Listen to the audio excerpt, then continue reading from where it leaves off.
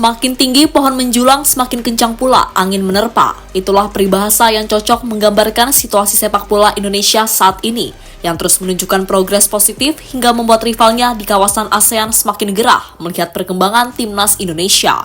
Di mana terbaru kesuksesan pasukan Garuda Muda menembus semifinal Piala Asia U23 yang harus terhenti saat takluk di Irak pada perebutan tempat ketiga, tak luput dari ragam reaksi miring negara-negara tetangga. Ibarat lempar batu sembunyi tangan.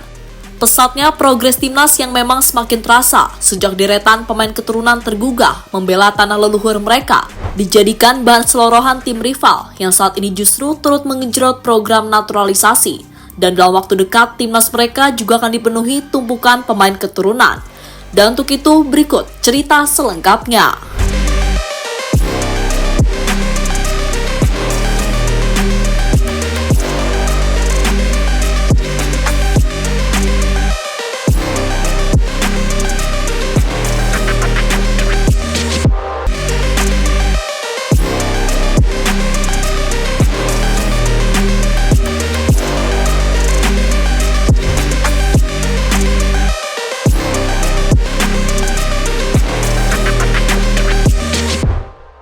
Seiring dengan manuver arah persaingan sepak bola, naturalisasi menjadi salah satu opsi yang bahkan dilakukan negara dengan budaya sepak bola kuat demi menjaga kualitas agar tetap mampu bersaing di level tertinggi.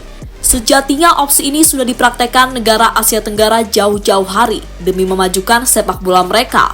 Namun belakangan ini memang Indonesia lah yang terlihat sangat gencar merealisasikan program ini. Berkat hasil positif yang dipetik jauh melampaui negara-negara ASEAN yang sebenarnya juga menggalakkan cara ini.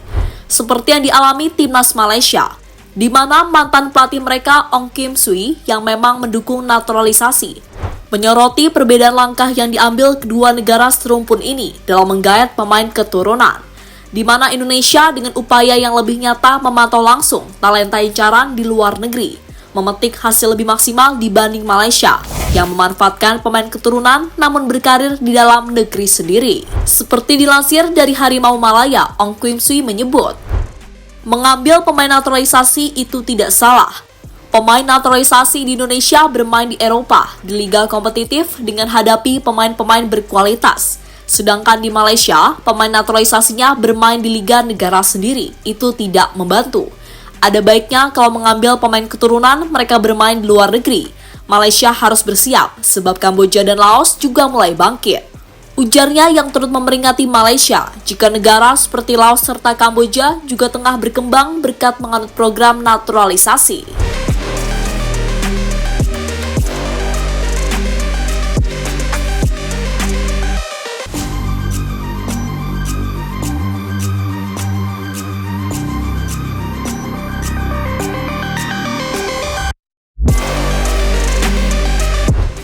Di sisi lain, keberhasilan Thailand mendominasi ASEAN yang tak lepas dari program naturalisasi yang sejak lama sudah mereka usung ngebet ingin menambah amunisi keturunan setelah melihat kekuatan Indonesia saat ini. Bahkan menariknya, demi sekalian mempersiapkan generasi masa depan mereka, Federasi Thailand menargetkan 7 pemain naturalisasi dari Eropa di bawah umur 20 tahun. Seperti dilansir dari Thairat, pelatih junior Thailand, Yuki Richard yang begitu senang dengan langkah federasi, mengaku makin bersemangat membangun fondasi timnas Thailand untuk masa depan. Kali ini kami dengan senang hati mempertemukan pemain dari luar negeri beberapa keturunan Thailand. Kami telah menghubungi dan memantau kinerja mereka melalui mitra pelatihan kami.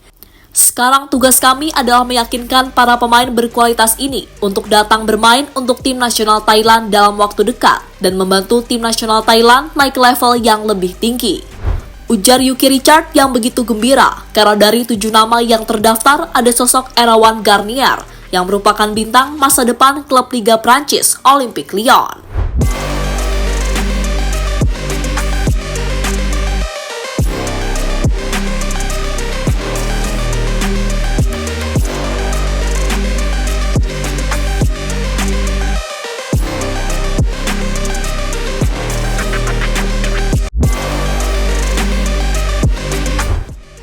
Selain Malaysia dan Thailand, Vietnam yang dulunya begitu tertutup dengan naturalisasi kini mulai membuka diri setelah didesak supporter Golden Star Warriors yang tak ingin tim nasional mereka semakin tertinggal dari Indonesia.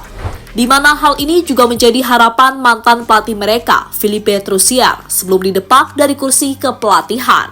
Troussier yang kala itu tidak ingin Vietnam berpuas diri saat mendominasi ASEAN selalu mengingatkan untuk berbenah diri agar sanggup melangkah ke level yang lebih tinggi. Mungkinkah Vietnam akan kembali tampil di Asia Tenggara? Kita mungkin sukses di Piala AFF atau SEA Games. Tapi kemudian Thailand atau lawan lainnya tidak akan menggunakan pasukan terkuat. Pemain mereka yang ada di luar negeri tidak tampil di sana karena turnamen seperti itu bukan milik FIFA. Apakah menyenangkan juara seperti itu?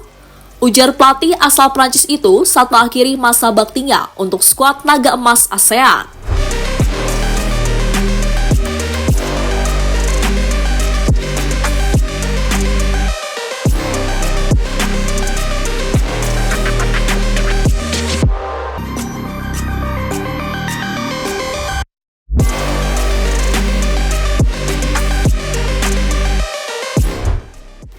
Selain deretan negara-negara di atas, Filipina menjadi tim yang begitu berambisi menggait keturunan mereka untuk pulang membela pasukan Ascals. Seperti yang diketahui setelah diperkuat unit naturalisasi khusus yang tergabung dalam Ascals Development Team di Liga Domestik Filipina, mereka juga menambah 8 pemain naturalisasi yang kini tersebar di berbagai penjuru dunia. Menariknya, di bawah pelatih Tom Saintfiet, Filipina melakukan hal yang sama dalam menjaring talenta keturunan, dengan menyaksikan langsung mereka bermain untuk klub yang dibela, di mana hal ini dilakukan agar proses pemilihan target pemain dapat lebih maksimal.